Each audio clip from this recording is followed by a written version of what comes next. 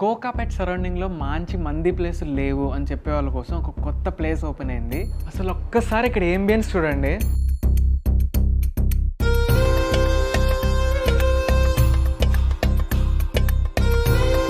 ఆత్యాస్ కిచెన్లో ఈరోజు మనం స్పెషల్ మంది ట్రై చేయడానికి వచ్చాం.